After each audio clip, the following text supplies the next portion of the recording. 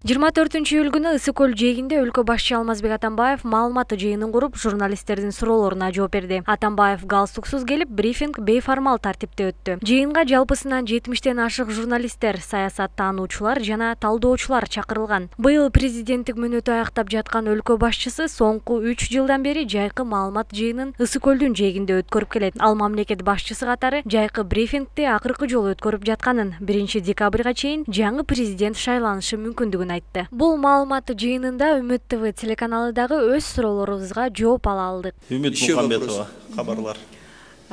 Кабарлар KG маалымат агенттиги жана Үмүт телевидениясы, Үмүт Мукамбетова.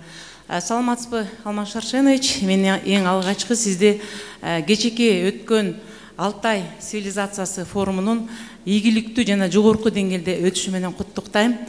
Бул жөнүндө мен кече Алтайдан келген Белеков Иван Итыловичтен алган жеке маегимде ал киши абдан кенен айтып кетти жана абдан чоң маани берди бул форум жөнүндө.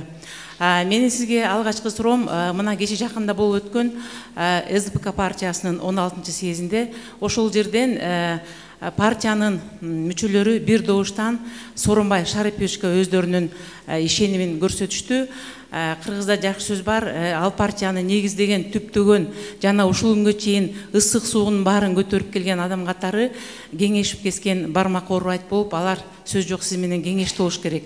Бул Сооронбай Шариповичке сиз канчалык деңгээлде ишенесиз жана ал кишинин кайсы жакшы өлкөнү башкарып кете ала турган сапаттарын тандап бересиз? Айтып бере аласыз. Экинчи суроом Өмүрбек Бабанов жөнүндө. Ал киши мына 17 миллион долларды алгандыгы жөнүндө өзү мойнуна алды. Мен алдым чын эле ал акчаны деп.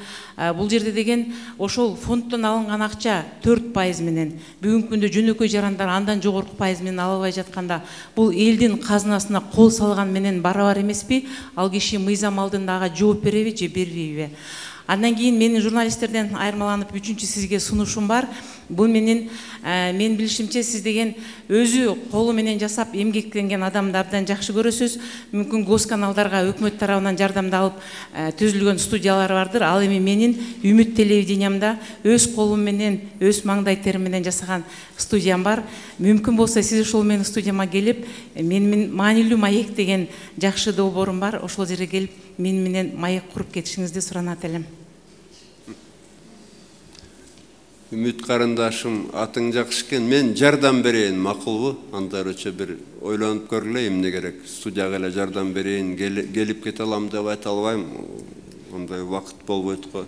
Анан могу Жээнбеков менен Бабанов жөнүндө суроолорго мен мындай жооп бербей эле койсом, анткени таарынба карындашым, бирок бул суроолордун өзүндө мындай жооп бардай көрүндү да мага сиз үчүн. Бирок менимче бирөөгө кандайдыр бир алдын ала бир жоопко тартыш керек, сотко берилиш керек деп Бабановду айттыңар. Эми адамдын туугандары кредит алыптыр. Кредит алганга эч ким мындай бир тыюу салбайт. Анын үстүнө бул Кыргыз Орус фондунан кредиттер чоң проекттер үчүн берилет. Карапайым элдерге мына башка банктар аркылуу берилет. Ошол эле мисалы дыйкандарга эгерде мисал переработка керектүү нерсе болсо доллар эмес сом менен 6%-тан берип баштадык быйыл. Ошондуктан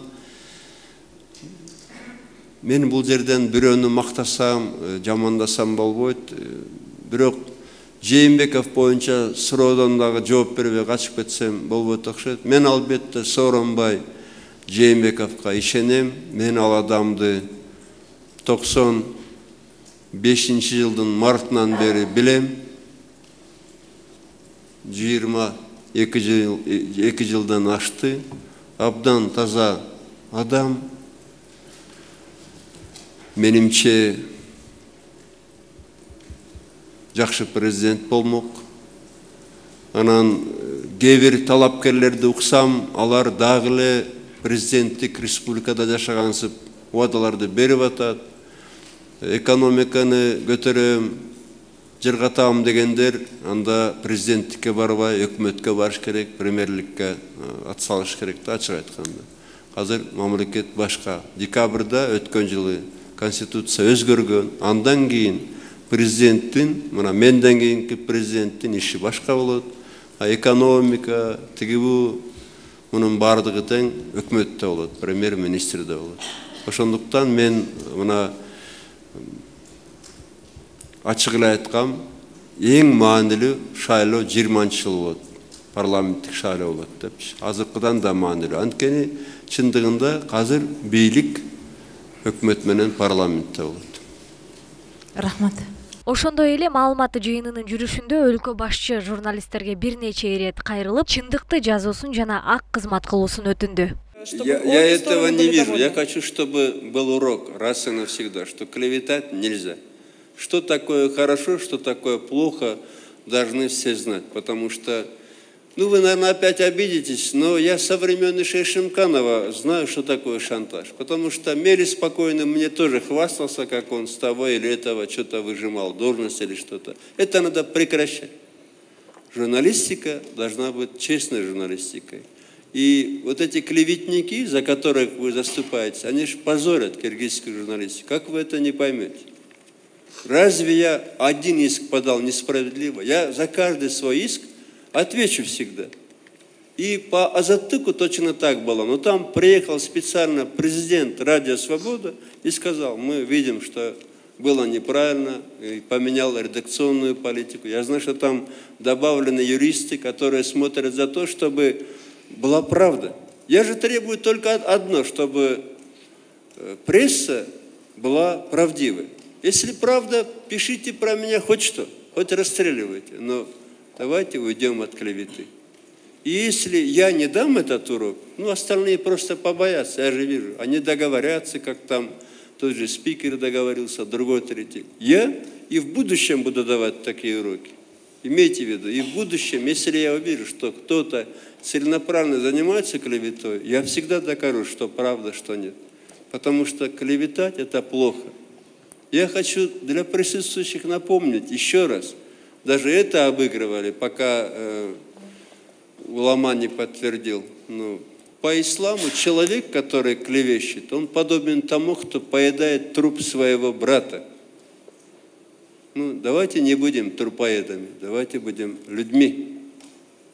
Не надо клеветать, я многого не прошу. Правильно, да? Пишите правду. Разве кто-то вам запрещает писать правду? Спасибо большое. Спасибо, Алмаз Шаршенович. Опять на вас наехал, извиняюсь. До свидания.